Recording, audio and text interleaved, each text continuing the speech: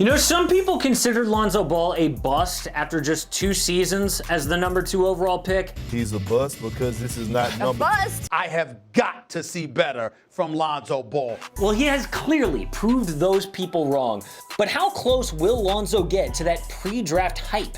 In this video, we'll explain why Lonzo proved he's not a bust, and at the end, I will predict how many All-Star and All-NBA teams I think he'll make, if any at all. Hey, it's Casey, welcome to AM Hoops. We are starting a new series today called Future Fridays. So we're gonna pick a player who's 23 years old or younger and try to predict his future. Will he improve, be an All-Star, a champ, an MVP, the average, or fizzle out of the league? Today we are focusing on Lonzo Ball. Hit subscribe, hit notification bells. If you want to request a video or get a shout out, check out our Patreon. The link is in the description below. So let's get this straight off the top. No one was gonna live up to the hype that Lonzo had coming into the league. Everything lined up for this guy to fall off a huge pedestal. No wonder people called him a bust. He was drafted #2 overall as a Laker. Oh, then we all got to meet LeVar Ball. He's better than Steph Curry to me. From the words of Zeus, Jesus, everybody said he's gonna be a Laker. LeVar made things so tough for Lonzo coming into the league. I know people say, oh, he was a good dad because he taught his son the game and he was there for him. Yeah, that's what you're supposed to do. Lonzo was the one who did the work to get himself there. A lot of people wanted LeVar to fail, if anything. But still, the hype was huge. I mean, these summer leagues sold out. Magic Johnson set expectations of a retired jersey. You look to your right, there's some jerseys hanging on that wall. We expect a Ball jersey hanging up there one day, all right? Magic also called Lonzo the new face of the Lakers. Okay, let's look at the face of the Lakers going back. LeBron James, Kobe Bryant, Shaquille O'Neal, Magic Johnson, Kareem Abdul-Jabbar, Jerry West.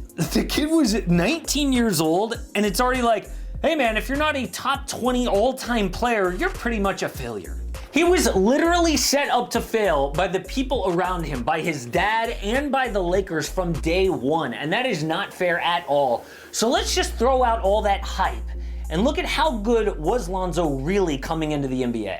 Well, he played 1 season at UCLA after being a 5-star recruit.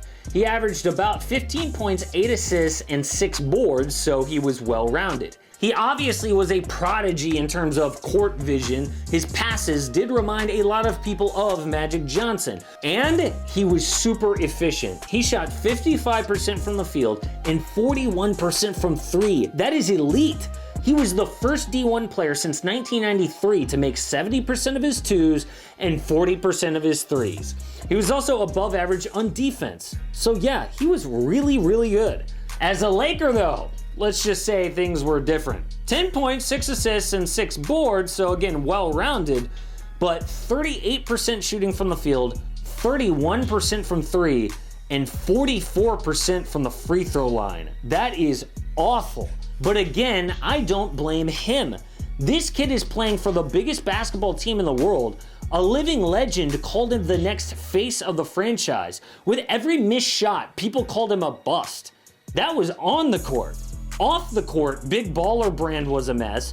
The shoes sucked so bad he had to change them at halftime because they ripped. His dad was sucking money from him for a failing business. He's going broke. He sued a family friend who embezzled money from them. That is a lot to handle at 19 years old. And just as bad as all that hype was his health. In 2 years, he only played in 99 games for the Lakers because he was always injured. And he was in trade rumors then constantly. Even though Lonzo didn't live up to his expectations on the court as a Laker, he has blown me away off the court. I am so impressed that he could take a beating from the media, from expectations and fans and injuries, and just keep his head down and work. That level of maturity is a big reason why I have so much faith in Lonzo going forward. And for as bad as all that was, thank goodness he was traded. It's been the best thing for his career to be in New Orleans. Obviously, LA got Anthony Davis for Lonzo, Brandon Ingram, and Josh Hart. Now, out of all of them, Lonzo needed a fresh start the most. You could argue Ingram has played his way into a max contract. He could be a franchise-type player, which is huge.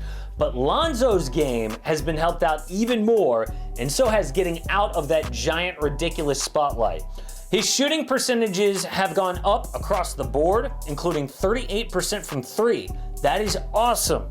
He is a legit three-point threat now. Fixing his shot was actually a big reason for that. The Pelicans have a shooting coach named Fred Vinson, who's helped Lonzo out a ton. And Lonzo has said without Fred Vinson, he wouldn't be where he is today with that shot. There are just 5 players averaging at least 12.7 assists and 6 boards. James Harden, LeBron James, Luka Doncic, Ben Simmons, and Lonzo Ball. Yes, New Orleans has been very good. But the best thing for Lonzo about being in New Orleans is his connection with Zion Williamson. The connection was like immediate, and it's the best on the team. It will be the key to him unlocking his potential and being a multiple-time All-Star. They have the 5th best net rating of any duo in the NBA. In 19 games together. They're already elite together, even though Zion's been injured most of the time. Imagine what they're gonna be like together after a year plus on the court. Net rating is such a great stat because it combines offense and defense. Lonzo averaged 3 assists to Zion per game. The only duos with more are LeBron to AD and Trae Young to John Collins. Lonzo is also a good defensive player. When he was injured last year for the Lakers, their defense fell apart. The other thing Lonzo can help Zion with too is the spotlight. Very few humans know what it's like to have that kind of hype, but those two can relate. So our main question here, how good can Lonzo Ball actually be? I think he will make 2 All-NBA teams and 4 All-Star teams when it's all said and done. Lonzo is still just 22 years old. In order to make an All-NBA team, you have to be one of the 6 best backcourt players in the league in any given year. I looked at the best backcourt players 23 years old and younger. I came up with Trae Young, Luka Doncic, Jamal Murray, D'Angelo Russell, Devin Booker, Ja Morant, De'Aaron Fox, Shai Gilgeous-Alexander, Donovan Mitchell, Ben Simmons, and Lonzo. That is a big list and a lot of competition. If Lonzo stays healthy though, and he plays until he's 33 years old, that makes 10 more seasons. Can he be better than all but 5 of those guys in a single season? Yeah, I could see him doing it twice in 10 years. I mean, think about it. The Pelicans are playing well. Lonzo is setting up Zion Williamson on the court. Zion's like the face of the league at this point. Lonzo's got all the popularity in the world.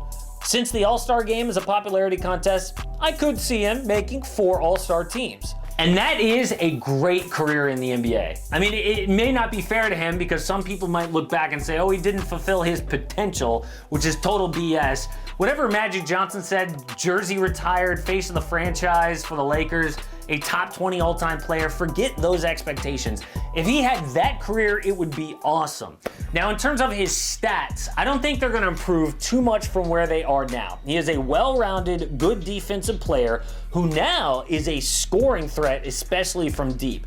I think his improvement stats-wise will come with being consistent, something he was not as an LA Laker. A big reason why I'm so high on Lonzo also is the success of his team. I think the Pelicans are set up for success because of the players they have and their front office. They have Zion, Lonzo, and Ingram as a young core to build around, plus a lot of draft picks from the Lakers. That young core, by the way, is special. They have talent and maturity, which you don't always get from young players who have a lot of money and fame early. David Griffin leads their front office. He is a smart, well-respected team builder. I know Alvin Gentry isn't going to be there forever, but for now, he instills a good culture on and off the court. I know people are going to argue with me about him making 2 All-NBA teams in the next 10 years, but the difference with Lonzo and some of these other guys that I mentioned is team success, which shouldn't count even though it does, and defense. D'Angelo Russell, Trae Young, and De'Aaron Fox, for example, will be hurt by winning or defense in any given year. Then it's just a matter of Lonzo continuing to improve, which I think he will, and having a career season to propel him into the top 6 backcourt players in the league. You know, with all the hype and the spotlight coming into the league, Lonzo Ball could have been a basketball tragedy story, but instead, and I think because of his maturity and how strong he is mentally, he is where he is now. I think looking back, Lonzo Ball will be considered a really good all-around pass-first point guard who was the Robin to one of the greatest Batmen ever in Zion Williamson, and that is an amazing legacy. Support AM Hoops and click subscribe. Don't miss a daily NBA video.